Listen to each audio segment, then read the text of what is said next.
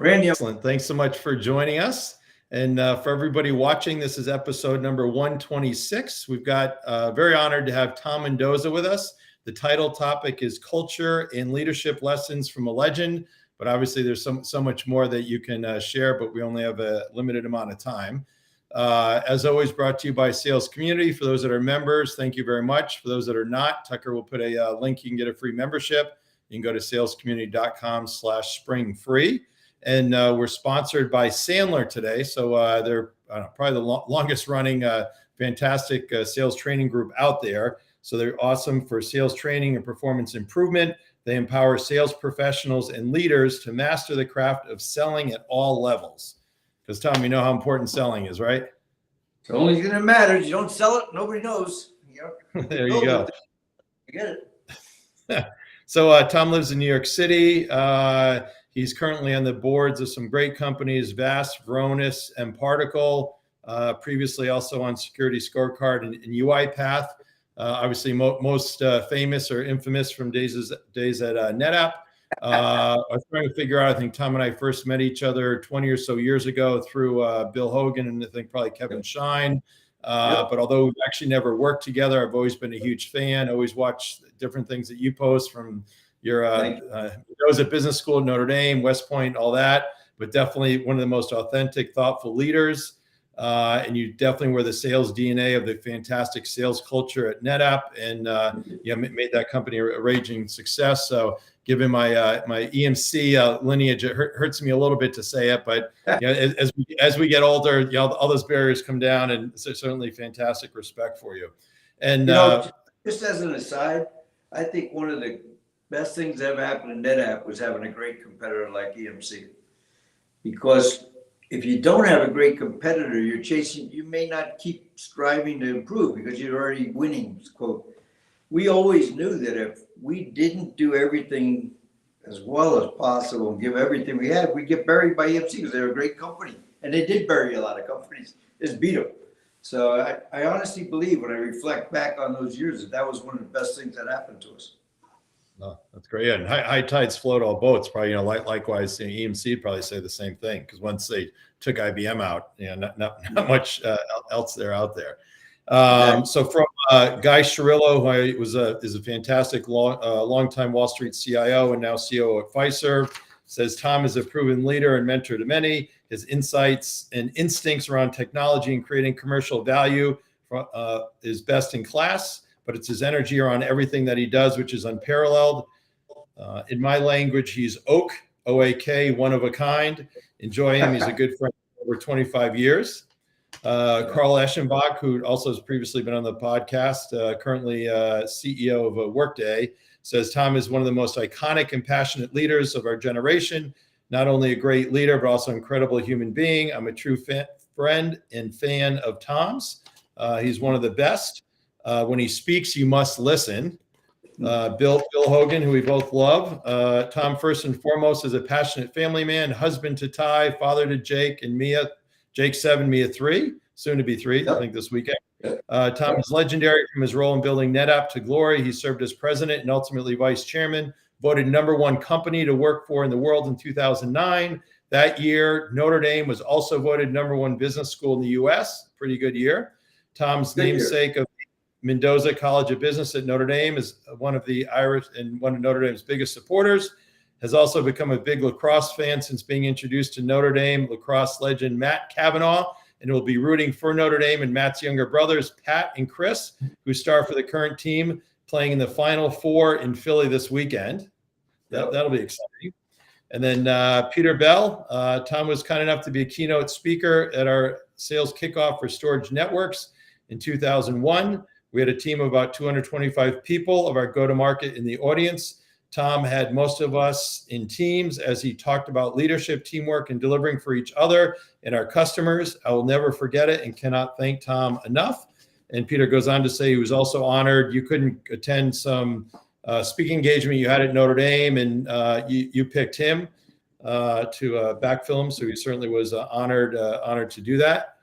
Mike Wing, president at Vast Data. Tom is the most sincere, most down-to-earth executive I've ever had the pleasure of getting to know, and an expert on building a winning company culture. Since joining the Vast Data Board of Directors almost 3 years ago, he's been amazing to work with and an incredible asset of our team. Not sure what more he could do to help us be successful. And then Piyush Mehta, who's Data Dynamics. Tom is an inspirational leader that leads via example. His willingness to take time to speak to each individual, assist in any way he can, and support them selflessly is a rare trait. NetApp, UiPath, Vast would not be the market-leading companies without Tom being an integral part of their journey. He's always helped me every time I've reached out, and I respect him and value his friendship. Dave Riley, who's recently retired, not really retired, a longtime Wall Street CIO, not doing boards. Dave and I, by chance, are also on the board of Data Dynamics. Tom always puts his customers first. In the years we have partnered together across different economic cycles, I've always felt that he had my team, my companies, and my own best interest at heart, particularly when we were faced with tough challenges. He took the time to understand our strategy and what we're trying to achieve. Never made a promise he did not keep, and is someone I trust completely. He's an outstanding partner and even better friend. So those are pretty good from some fantastic people, huh? Let's wrap it up right there. Thanks. Done. Perfect. All right. Well, I'm going to take this thing off my head. So let's jump into the questions here. So maybe tell us about your professional background, maybe starting after college. Randy, I think looking back at my career, if I took that question and be, what do you think made you successful at the beginning? Because that first, I think if you ask anybody, first 10 years out of college probably set the tone for whatever you're going to do, right? First thing that happened is I got in tech sales by accident, and I realized the guy was trying to hire my brother. My brother didn't want a job, so he told him to call me. I just got at Notre Dame. So I wasn't really thinking about sales as a career or tech. But once I got into it, I love the fact that I don't like transactional sales so much, but I love being introduced to companies, learning about them, their complex problems. As John Morgridge, who was my boss at Stratus Computer, then he went on to be the first CEO of Cisco, said to me in 1989, he says, Tom, it's important we understand the skill we both have. We don't know anything about selling a lot of people something. We know a lot about selling a few people a lot. That's kind of what I love doing. I love like David Riley or Guy Sherrill. I know them because I had the opportunity to work closely with their teams and their people. So the first thing was I found what I had a passion for selling and selling tech into large companies. Point one. When I was 26 at Data General, I got asked to be a district manager. I was 10 years younger than anybody else in the firm at that point that got that job. And I really didn't want to do it. I'm like, geez, right now, all I have to do is worry about where I'm going to a restaurant that night, who I'm going to try and meet and all that kind of stuff. And then all of a sudden I said, now I got to worry about all these others, like herding cats. But the fact of the matter is, I got talked into it. And the moment I got the opportunity to give a plaque rather than get a plaque, I knew that's what I would do the rest of my life. I had such a more compelling feeling of this is what I want. I love being on a team, and I love trying to help the other people on a team succeed. When they do it, I played some part, I find that incredibly rewarding. And then the last thing I would say is I started doing public speaking pretty early in my career. I looked for opportunities to speak because people seem to want me to. And when I speak, I always think of what do you want the audience to feel, not think. And I think, so when I take a lot of preparation, I never use slides or anything. But those three things kind of set the tone for what, and I did my first startup 9 years after I got out of Notre Dame. So I was asked at a forum at Notre Dame once, and I had all these VCs there, and Dave Hitz and James Lau, the founders of NetApp. If you get out of school, would you go right to a startup? And everyone said go right to a startup. This is 15 years ago. And when they asked me, I said, I'm glad I didn't. Because by the time I did my first startup, I knew how to sell, I knew how to hire, I knew how to build a team, I knew how to motivate. I knew I had failed enough, so I understood what I shouldn't do. And now I'm ready. So the one thing I encourage people to think about coming out of school is I would look at your first 10 years as a paid MBA. Yeah. Constantly be learning, take stuff that challenges you. Because at the end of the day, now you're 30 after 8 years, now you should be ready to take off. Yep, absolutely. And we've got Tucker behind the scenes here helping us. So Tucker looks like John Fox says, "Go Irish, my friends." Peter Bell says, what a legend. So for those watching along, I guess watching or listening on through LinkedIn app, you can also post any questions or make any comments, and we'll do our best to get to those. So thanks. I appreciate Foxy and Peter for even listening. Thank you, guys. Thank you for the kind comment. And so our title topic is culture and leadership lessons from a legend. So I know you can talk all day about those, but what are some top of mind points? Well, I've always felt that you could win by treating people poorly. Been proven over and over again. You can be at top of almost any field, maybe any field, and do it selfishly and treat people poorly. I just didn't want that to be what we're going to do. So when I got to NetApp, Dan Warmanoven came in about 6 months after me. I always bring that up, and he always brings up he's a week younger than me, but be that as it may. And we had our first offsite, the two of us and the two founders, the rest of the team, but that's kind of who ran NetApp for a long time. And they said, what's our mission? This is January 1995, 95. And so usually when you get in that discussion, you go to revenue, you go to EBITDA, you go to list. We left there with saying, we are going to create and build a company we're proud of the rest of our lives. That's what we're going to do.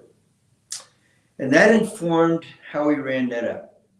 If somebody said, I want to promote Randy, are you proud of him? If the answer is, I am absolutely proud to have Randy on my team. That was the end of the discussion. If the answer was proud, I don't know, I'd say proud, I was really, really good. Take a step back. What is it that you're not proud of? And go talk to him about it. You should look left and right, and the people on your team are depending upon you making sure they look left and right, and you're proud of each other. When you're proud of each other, you'll do almost anything. So from there, drove me to, it was very much the way I like to lead, which is from a very personal point of view. I want to know people. I want to know who they are. I don't want to just see numbers. At the end of the day, my dad did this for me. He put so much into how I grew up that it meant an enormous amount to me not to let him down. And I reflect back on different points I could have really screwed up, just like everybody else. And what pulled me back was it would kill my dad if I ever screwed up like that. Well, I felt like I had to put so much into my job that when I asked back, people would come through not because they're afraid, not because they're intimidated, just didn't want to let me down. And I had to earn that. And so that kind of was how we built the culture was. And a couple things about the culture. I also think it's important that you can say what your culture is. And I'll give it to you very fast. So 5 things in our culture we cared about.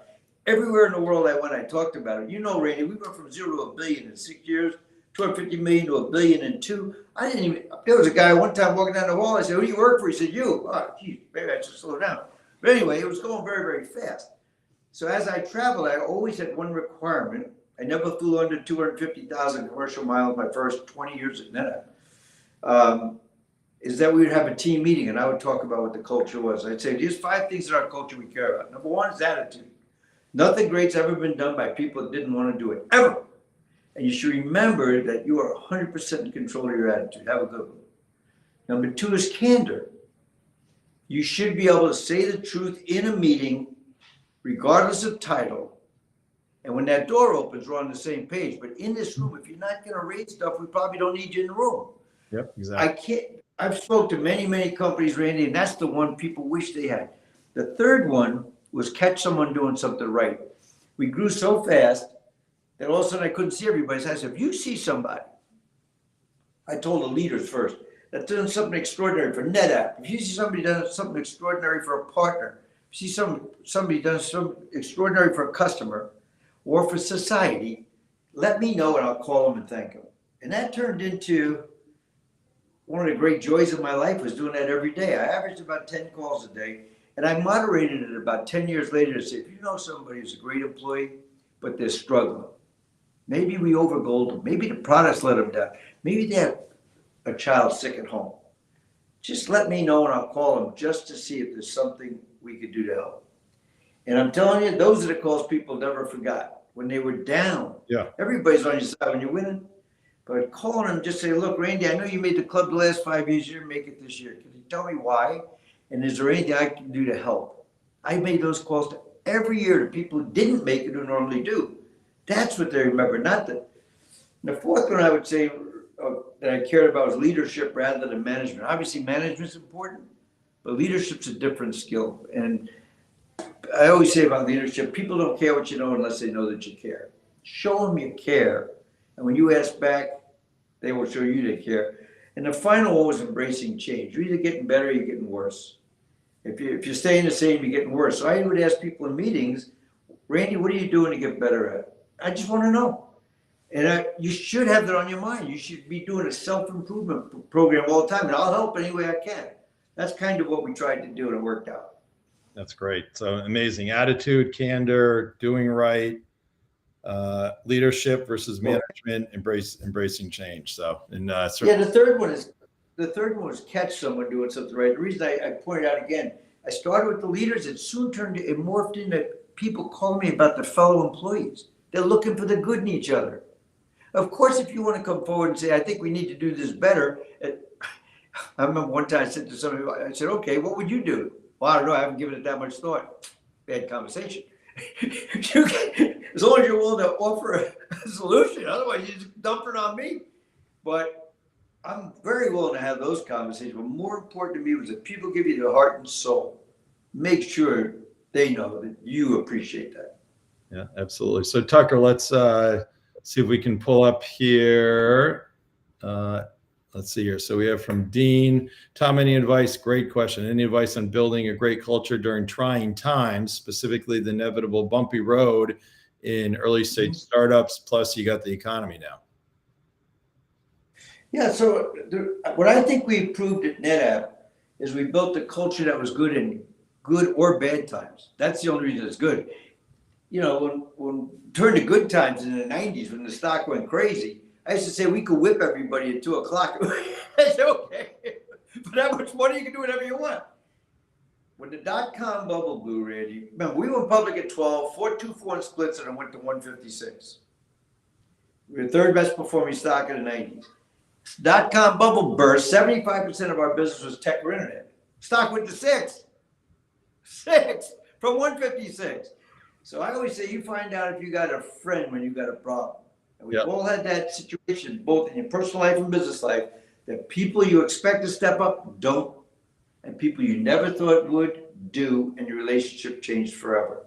Well, we found out when we hit that wall, it wasn't like our company did something terrible, our market froze.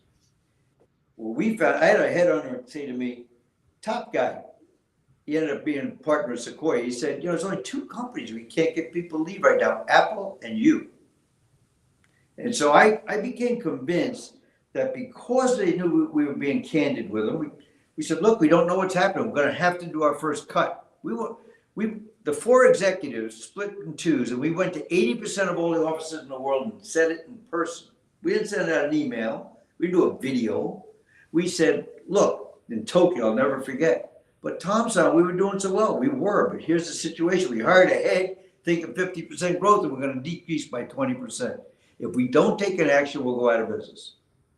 And we're not, so we were very thoughtful about what happened to the people impacted. We paid them at the top. But we also said it's critical to make sure everybody knows they didn't screw up. The business got hammered. And I would think something like 50, 60% came back to work for us.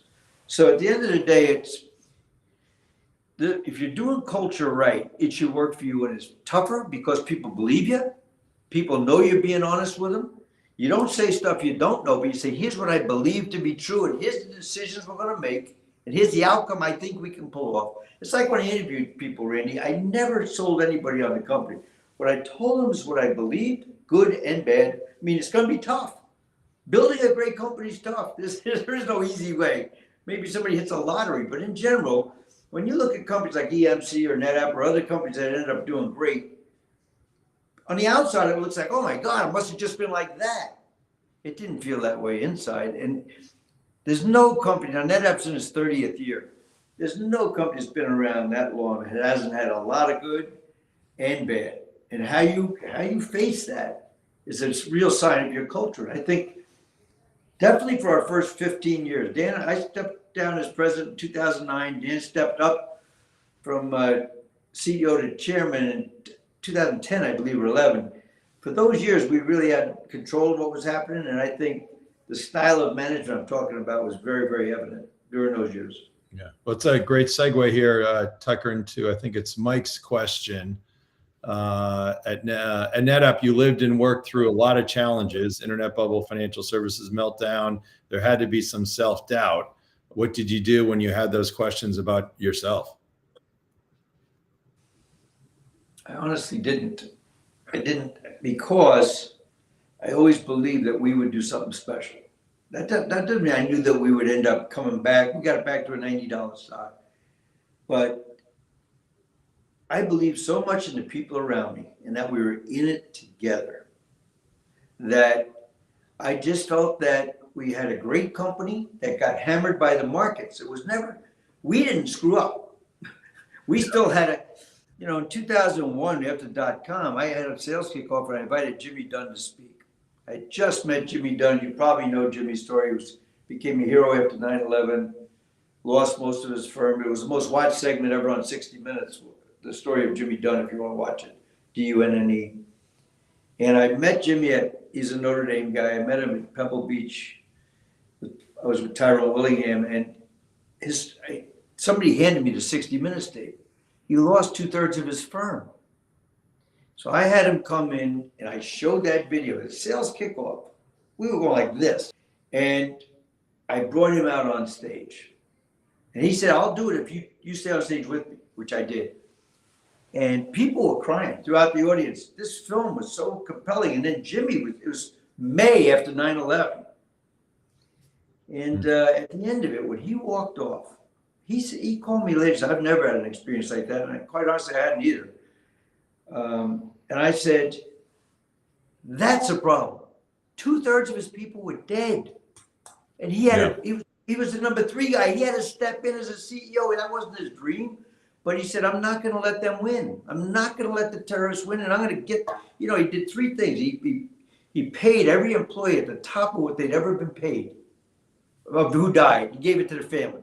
Then he paid their insurance for 5 years. Then he guaranteed every kid their college education be paid by Sailor O'Neill. And if CFO came and said, you just bankrupted the company and yourself. He said, I'm 49, I'll live with that, we'll rebuild it. That's not what happened. He was able to bring it back, and a lot of people helped him. So I said to them, look, we have a great company. We just have to stick with it. And if we have to change plans, we'll change plans. But I'm convinced that we can do this together.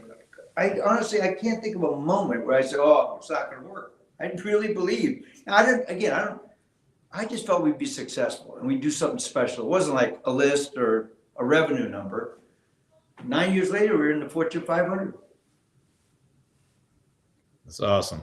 Great. Yeah, that Jimmy Dunn story. I mean, just, when you think you got it bad, you're as bad as you think you are, you're really good for sure. Within 24 hours of that talk, the picture of me and Jimmy on stage was on every office wall around the world. Everybody was blown away. And I mean, it inspired me. I'm like, that's a problem. What he did, and if he can do that, we didn't hear a lot of complaining after that. There you go. Great story. So Bill, just catching up here. So Bill Hogan says, love catching someone doing something right, awe-inspiring, the impact it has. So yeah, probably give work stuff, but say like, Bill, the great work he's doing with St. Baldrick's, and that whole initiative has been amazing for sure. Well, Bill was a great leader for us. Eric Mann was a great leader for us. We had a lot of great leaders, but I modeled that behavior, but everybody else picked it up. I wasn't trying to be alone on that. I kept doing it. But the fact that, I think when you join a company and the culture's right, you should feel like you came home. You shouldn't have to change your personality for a culture. If you do, you're probably in the wrong spot. And I just felt like the people that we hired, regardless of where they came from, once they got in, they were like, this is what I want. This is what I want to do. I want to build something I'm proud of. And builds on itself. Awesome.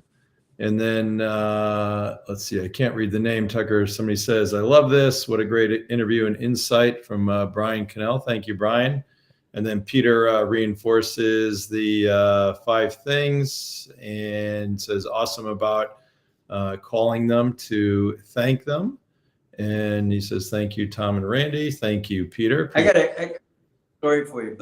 So there's a book called Contagious Success by Susan Nunzio, PhD professor, University of Chicago.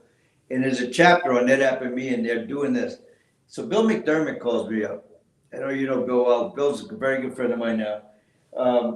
And he says, I have one question for you. How do you find the time? It says you do 10 calls a day. I said, yeah.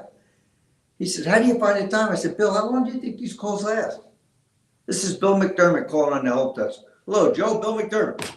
I'm thinking, oh, yeah, I was hoping to get a call from the CEO. Then he goes, and then I would say, hey, Randy, I heard what you did last night. I just want to know that we're proud of you. Thank you for doing that. And typically that person's kind of caught like this. And I ask them, if there's anybody else who needs a call, let me know. A lot of times they would write me back or ask if they could have another conference. So the average call was 30 seconds to a minute, I bet. So let's say it's a minute. That's 10 minutes a day. Yep. Spread, I'm going in between meetings, right? I always do them that day. And I go, what are you doing that you're too busy to say thank you 10 times a day? Bill went, I love this. Yeah, awesome. To me, it's the best part of the job. And I call it viral marketing, viral culture building, because they would tell me their story. I had a young lady, a guy called me about a young lady who was in marketing in Houston. This is probably 20 years ago. And he said, Tom, first, usually you only notice somebody in marketing at a seminar if the coffee's cold or something. Hey, it's food's hungry. Anyway, so he said she emptied all the food into a station wagon after the event. He's thinking, man, she must have a big family. She did it again the second day. And he said to her, what's with you taking the food? She said, I'm taking it to a homeless shelter. I called her. I said, that's what we're here to do. Awesome. You're doing the right thing because it's the right thing to do. I'm just so proud of you. And then they tell people, no one keeps it a secret. You're right. And then they say, why did he call you? Why did he call you is the key question, because now you're modeling behavior. Right. I want to call. Awesome. Best part of the job. Best part of the job is getting to talk to people and just thank them. Yeah. It's a lot of probably a lost art there for sure. So we have here from Ian, who's going to be a Boston College senior, I believe. Broadly speaking, what moment or event was at the pinnacle of your career, and how did that transpire into the success you built for yourself over the years? I think the single moment where I just had a wow moment was I landed from Tokyo in LAX, and my phone blew up. We had just been voted the #1 company in America to work for in 2009. We were in the top 10 12 years in a row. And Guy Chirillo, my first text was not at all surprised, which I thought was such a cool way of saying it. That's awesome. Funny enough, they asked me to go on Fox Business because it was in LA. Here I am coming home from Tokyo. It wasn't like, oh man, I hope I go on TV. Anyway, and it happened to be doing a NetApp all hands. So I go on, and they put it in my ear. You're in a dark room, man. You can't see a single person. You can't see the screen because it's not like San Francisco or New York. And in my ear, I hear she's going negative. I'm starting laughing because I figure I'm listening to somebody else's feed. The guy says, Mr. Mendoza, can you hear me? I said, yeah. She's going negative. I didn't go negative on that story. He said, that's her thing. She likes to embarrass people. Go negative. So now I'm wide awake. And she says, Mr. Mendoza, she goes, why is it that Wall Street does not believe in that? Remember, I'm there to talk about winning. I start laughing. She goes, you think it's funny? I said, well, no. First I go, well, why would you say that? I'm interested. She said, well, 8 out of 12 have a hold on your stock. I said, well, we're up something like, 80% over the last year. I'd hold it too. Why is that hard to figure? And she started to get irritated with me because I was laughing at her. And she said to me, as you can see, no, I can't see. She knows I can't see. As you can see, 8 out of 10. That's what I thought. So she starts shuffling. She doesn't want it to end like that. And she goes, Mr. Mendoza, one last question. And I could hear the staff outside laughing at her because she was not a well-liked person. And she said, what keeps you up at night? And I said, I honestly don't think that's the right question. If you ever want to piss off an interviewer, that's how you do it. She did one of those exercises. Oh, hopefully you said nothing keeps me up. I sleep well. No, I said the right question is what gets you up in the morning. You get up in the morning excited about what you're going to do, you're going to have a great day. If you don't, you won't. Back to you, Bob. Excited and fired That up. was my favorite moment. There you go. I won't ask you who it was. So, Ian, great question. Thanks. And then from Mike Riley. Hey, Mike. I think the best thing about the culture Tom helped foster was people went above and beyond, not for the stock price or the paycheck. We just didn't want to let our teams down. Fantastic. Yep. Really, really good. You know, Dan used to say we have 4 constituents: shareholders, which you always put number 1, customers, your own people, and your partners. And I said, I agree with the list. I don't agree with the order. I was going to say, yeah. Why that? It's our own people, number 1. It's the only thing you have complete control over. If your people are pumped up, excited, and committed, the other guy is going to know it and want to buy from you and be around you. And the results will show. That's my opinion. It flows that way. And think about any organization you go in and you walk out going, man, those guys love working here. Southwest Airlines used to be like that. I started flying. I just liked the way the employees felt about it. You're right. Yeah, you can tell. And the inverse is true. Fly United. Nobody cares. And you're like, what am I doing here? There you go. Wow. What about, you've obviously met a lot of people over the years, maybe 3 that you've met that you respect the most, besides Eric Mann and Bill Hogan. And maybe you can do a lead in about your golf story with Tiger Woods, where Warren Buffett was your caddy. Okay, so the first one I would say is Sidney Poitier, who I became great friends with for over 20 years. And that was a friendship I never would have expected. His wife was the interior designer on a home we had in Beverly Hills, and he and I became great friends, traveled the world together. He's that guy that really is what you would hope when you meet a star. Treat everybody with respect. But he also had a great sense of humor, which most people would never know because and you know, Randy, you've been around me enough. I'm the same with everybody. If I'm cracking jokes with you, I'm cracking jokes. I made him laugh so hard at Wilshire Country Club that he fell out of the cart laughing. Sidney Poitier's down on number 6. People came running from every direction. And he's holding his belly. And we're like, what the hell? Anyway, Sidney Poitier is one of the great pleasures of my life that he was a great friend. If you're ever looking for a great book, The Measure of a Man was number 1 for over a year and a half, hardback, New York Times. And if you do books on tape, it's Sidney speaking to you. Second one I would say is Shimon Peres. So I was at Shimon Peres' house twice in Israel. Now you got Prime Minister, Nobel Peace Prize winner, but he was president when I spoke to him. First thing he said to me, Randy, I walk in his office, I'm thinking, what are we going to talk about? Tom, what's your views on nanotechnology? Never heard the term until that moment. I got a 76-year-old politician in Israel. I'm like, what? Well, we ended up hitting off. I got a picture over there. We're both laughing. We just hit it off. It's hard to describe. So he invited me back, and I came back, and it wasn't a friendship I would have expected. And then the last one would be Warren Buffett. So, you know, I was at a charity auction in my friend's backyard in Los Altos, or Atherton, California. And the last prize was you and 3 friends play around the golf with Tiger Woods. And Tiger had never done it before. See, year 2001. Think about how good Tiger was in year 2001. And I ended up getting it. It was all going to charity. It's going to Ronald McDonald, Tiger Woods Foundation that got started on this charitable gift, and battered women. So, you know, I felt like I felt good about giving the money. And then Warren was there. He gave a talk at the end. So I got pictures of him with his arm around me after it, and we just hit it off. And so I go to, it's Isleworth, Florida, friends, Tiger and Warren. What happened was it got to a big enough number. It was 400 grand.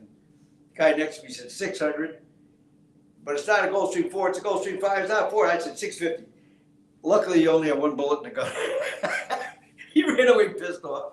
And Warren thought it was a great story. And then Warren, because Warren said, I'll caddy at 400. He said, I'll caddy for whoever wins this. I'm going, wait a minute. I got to spend the day with Warren Buffett and Tiger Woods. And this is a great way to give money to charity. And Dan Warman came with me, the CEO, James Lauder, founder, and a friend of mine named Jay Veneer, who's a top oncologist. And we go down to Iowa, Florida. And I'll just tell you, I'll go to the final story on this thing. So if you ever read the book, Who's Your Caddy? Rick Riley writes about our round in his foreword. Rick gave the talk at Bel Air Country Club about it. And I walk up to him and say, Rick, I am that guy. You don't tell it right. No way. People love the way he tells it. But on 18, remember, Warren's in a caddy outfit. He goes, Tiger's challenged me for $5. He'll play me on his knees. And I'm thinking, if you're in a pool hall and a guy challenges you to play with a straw, don't play the guy. Yeah. He's probably done this before. Anyway, so Warren hits my driver probably 175 yards on what I would call an old man fade. It kind of went like that. Almost into the water on the right, but not. It's 430 yards uphill, dog day right.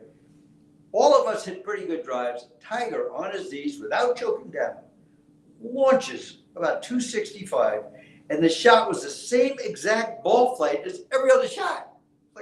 But my favorite moment, now Warren's standing with the water right there. He takes my 7-wood, and he kind of chunks it, and it goes into the water. He looks at Tiger. No words were exchanged. Tiger's about 80 yards in front of him, looking at him on his knees. And the way I say it, it was like I'm 72, I haven't played all day, how about a mulligan? Tiger goes, no mulligan. Sorry, buddy, pay up. Tiger put it just off the green, took the money. We were on the plane going home. Warren flew, it was NetJets, and Warren had called me and said, you mind if I go back with you? No, I think I'd be good. But he calls up Charlie Munger, and he has him on speakerphone. And Charlie says to him, how did it go? And Warren says, on 18, I brought him to his knees. There you go. Oh, man. Anyway, Warren came to Notre Dame for me. He put the picture up of me, him and Tiger, him in the caddy outfit. Big crowd in the basketball arena. And he started off by saying, do you know what an honor it is for a caddy to speak for his golfer? There you go. I love Warren. He's just an extraordinarily generously spirited guy. I mean, you know what I mean? It's never about him, which is great. Very, very humble like you. But thank you. Appreciate that. Absolutely. So we have here, let's see, Bill says on the lacrosse side, good luck to Chris, Pat, Will, and the Irish lacrosse team this weekend. Yeah, it'll be a good game. Who's that? I know Duke is, because I've got some friends there. So they beat Duke this year 17-12, and it was 17-9 with 2 minutes left. So they outplayed them. In fact, in the last 20 games, they've won 17. They beat Duke 3 out of 3. And they've lost to Virginia 3 out of 3. They lost to Virginia twice, and they play Virginia Saturday. So obviously it's a tougher matchup. You know, it's all about matchups, right? Because Duke has beaten Virginia, I think, almost every time for 20 years now. But So they match up well, whatever style it is. They're very, very big on defense. They're like 6'5", 6'6", 6'7" across the defense. So we haven't figured that out yet. But I tell you what, as you know, last year Notre Dame was ranked 6th in the country. They beat Duke twice to come down the stretch. The last one, everyone said this is the play around. They were number 6, Randy, and they didn't make the tournament of 16 teams. No it was way. ridiculous. It's crazy. It's absolutely ridiculous. So this has been a team on a mission all year to prove, to overcome those obstacles. And a lot of the lacrosse world is rooting for them because of that. They know they got screwed last year. Wow.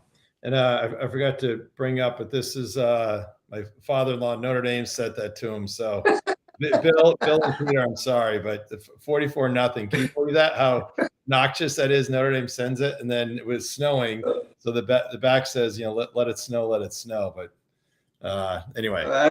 I think that is obnoxious. That's crazy. Yeah, and I'm going to figure. I'm not that artistic, but I'm going to figure out see some way I can replicate or get it to you. And then also before I forget, so you're kind of Tucker. Maybe you can put up the link for the book. But in my book, Your Go-To Sales Advisor, where Bill Hogan, Peter Bell, and others also have some great submissions. You say great practical insights from true sales professionals. So thank you very much for that. Oh, I think you've done a great job in your career, and you do a great job with the show. I said that to you before. I really enjoy the insights you guys bring. Appreciate it. Means a lot for sure. And then Bill Hogan says, our people are partners and our customers take care of the first two, and they will take care of the customer. Awesome.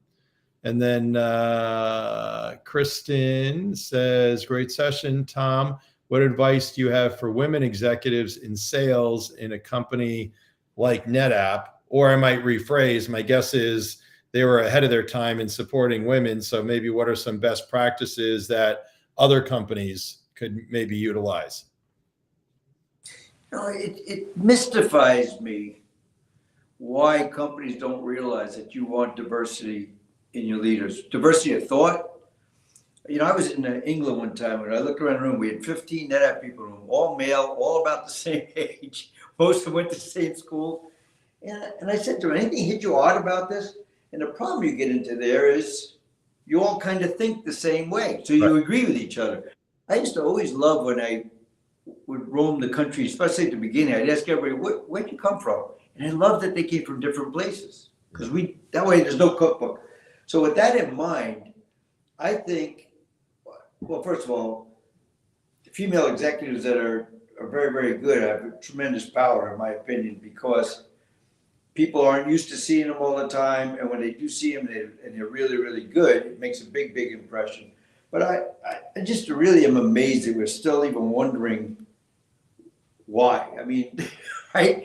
If you've been around really good sales executives, you don't even think about it. It's a man, woman, black or white. You go, that person's really good. And when you see I think the way the females can be challenged still is like if you do business in Asia, because the way they think is a little off. But that maybe I'm not even up to date on that the more I think about it, because I can think of some female executives there. But all I would say about anybody is be authentic. Be who you are. Don't try to fit in. Don't try to be what the other people might think of is what they want in a sales executive. When I travel the world doing my business, I was Tom Mendoza wherever I was sensitive to culture, but I still was me. And it worked out well for me because people really know they're talking to the real person. I think sometimes because company cultures make people think you have to act a certain way. And I think that's a weakness to a culture. Yeah. Again, I think it's a much stronger culture if Randy thinks differently than me, Bill Hogan walks in, Melissa walks in, and we think differently. We're going to come up with better conclusions. And then the key is argue about it, think about it, talk about it. When that door opens, we've made a decision, march, execute. So I don't really have any, I would say be authentic is my number one thing. And if you think, gee, I'm trying to fit in by doing this because that's how you'll get further ahead and then perform. One of the beautiful things about sales is there's a scoreboard. Yep. And if you can make stuff happen, the greatest thing you can say about an executive, Suresh Vasudeva is a very successful CEO now, sold a couple companies already. And I always held him up as the best NetApp employee. We had one time, Randy, we talked about how can we grow faster? And we came up with 3 initiatives that we really would love to drive. And we said, an executive staff, if we could have one person in the company do it, we may not want them to because they may be on something more important. Suresh was the answer all 3 times. I think I answered it all 3 times. Everybody agreed. And we had a new head of HR that day, Gwen McDonald, was a super close friend of mine. She had just started. She's retired now. And she said, what is it about Suresh Vasudeva? And we got to hire more of those guys. I still remember what I said. This is probably 20 years ago. I said, number one, Suresh took a very broad view of our business. So business development, he ended up running engineering. We almost made him CEO. He pulled himself out in like 2012 because he felt it was too big an opportunity for his first CEO job. But he took such a broad view of the business. I found myself wanting to talk to him about things that had nothing to do with his job. So that's a point one for anybody. Be broad. Companies don't hide what they're trying to do. Make sure you understand the company strategy and what could you do. Number two, he was great on cross-functional teams. If you're in a big company, you don't own all the resources. I want an SAP implementation team. I need sales, I need backup, I need service, I need systems engineering. I don't own all these resources typically. Marketing, so we got to be able to cross-functional team. He was that guy that the answer was always a higher quality because he's in the room and he never cared who got credit.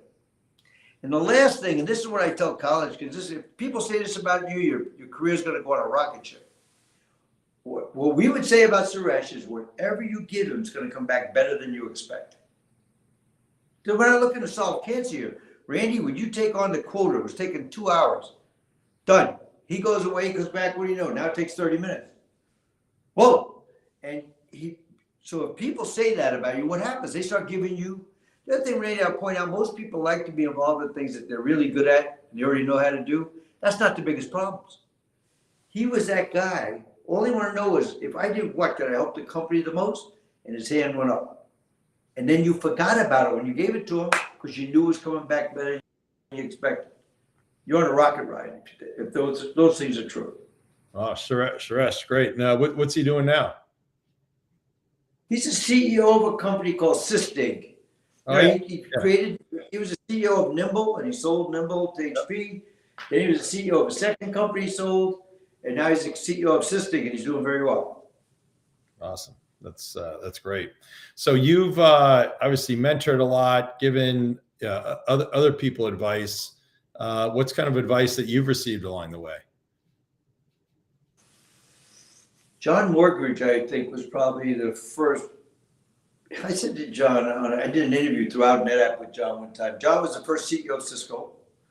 Cisco sits on John Morgridge Way. He hired John Chambers, right? And then he became chairman after Don Valentine. John, when I first started in sales, I was the first guy in the West Coast for a company called Stratus. John ran sales and marketing. And he came out and he said to me, the guy in New York's doing better than you are 6 months ago. I said, yeah, it's because the product fits better where he is. I said, here's something I'll give you advice on, John. That guy's going to he's turning over his sales team left and right. He's taking the accounts personally. That will not be a long-term success. I said, I'm hiring guys. I sell things. I give them to them. I'm trying to build. It's a tough territory because it was mostly financial institutions we didn't have. But I'm planting the flag here, and I'm not going anywhere. He told me years later how much he appreciated that because he really was asking why is he doing better. And we had a relationship where he came out. He said to me, they hired a regional manager on the West Coast. I'm the top district in the United States for LA. And everybody said, you got to take this job. And then they announced some guy from corporate got the job out of marketing. And everybody was looking at me, like, whatever, I didn't want that job. Because I had Southern Cal, was taken in Northern Cal where we weren't doing well. Then that guy, when I met him, I'm like, that guy got hired over me. Okay, whatever. He didn't make it. Now everybody's going, Tom, you have to step up. A woman comes out from corporate that got the job. She also is from marketing, not sales. Okay. I call him up. Now I'm irritated. John, Tom Mendoza. Tom, how are you? Not so good, John. Why's that? Why's that? You just hired the second bozo in a row to run the West Coast, and you didn't even interview me. And I'm waiting for John to go, geez, Tom. He goes, interview you? I'd never hire you for that job. What? What? He says, Tom, do you remember when I asked you to be on the comp committee? I'm like, I guess so. He goes, remember what you said to me? I said, He said, you told me, John, I'm a sales guy. I don't do that. And then he gave me 3 other examples of things that he had asked me to be a part of in the company, corporate. I'm like, John, I sell shit. I'm good. He says, Tom, they're all in your job description of what you're telling me I should have just interviewed you for. And I realized, Randy, I had niched myself.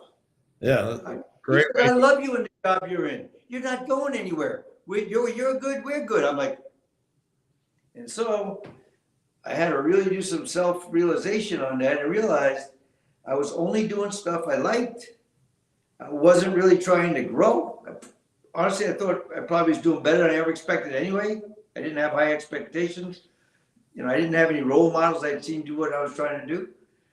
And I woke up and I started to take on different. I actually used my goal system after that to change things. But he taught me. You know what? Your actions tell people what you really want to do. And if you don't want to take on a big challenge, you shy away from them. They're fine with that.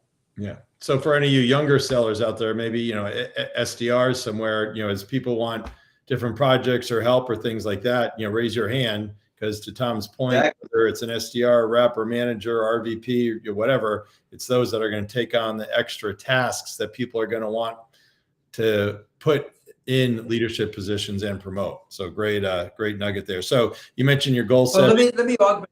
Yep. Let me augment that real quick.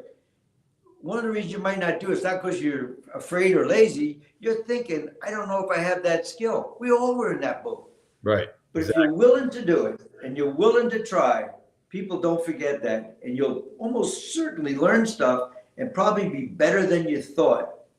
And certainly be better as an individual and a contributor for taking on new challenges.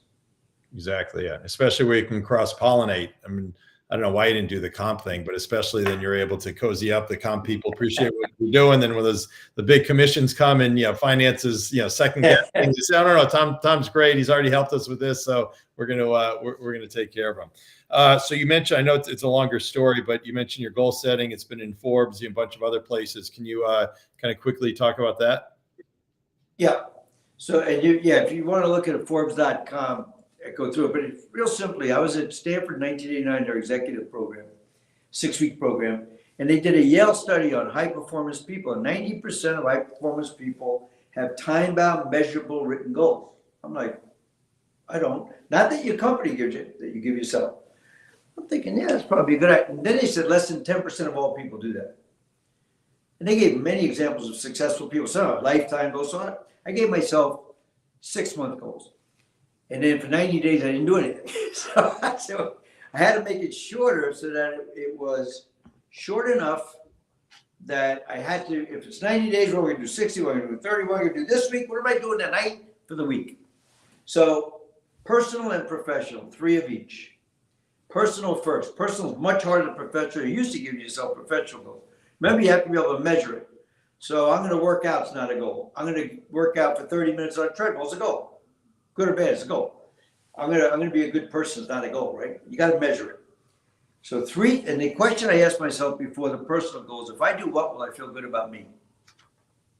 And the reason that's important is if you feel good about yourself, Randy, you walk in a room differently. People react to you differently, right? Or the inverse is true. If you don't feel good about yourself, people know. So 3 things, and then I'll give you 2 stories. One was, and I don't talk about those other people real time because I'm not trying to convince other people I can make goals. The first one I would share is that I wasn't working out because I was traveling so crazy. Well, that just means it's not a priority.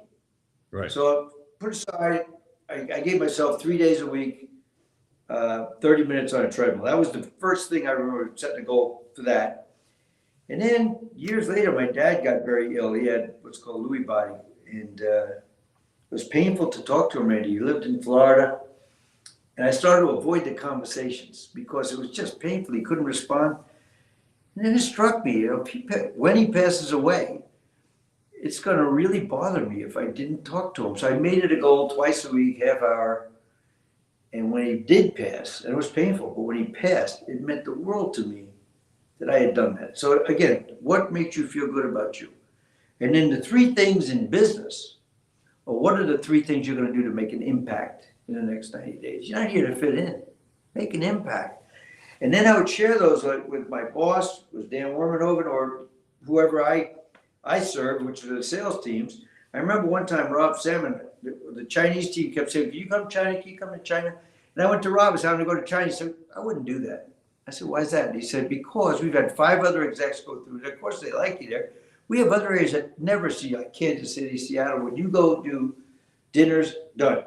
So now I have 6, right? But now I haven't done any work yet. I put it away for a day, and then I read them out loud, and I ask myself one simple question after every line. If I do that, will I be proud of myself?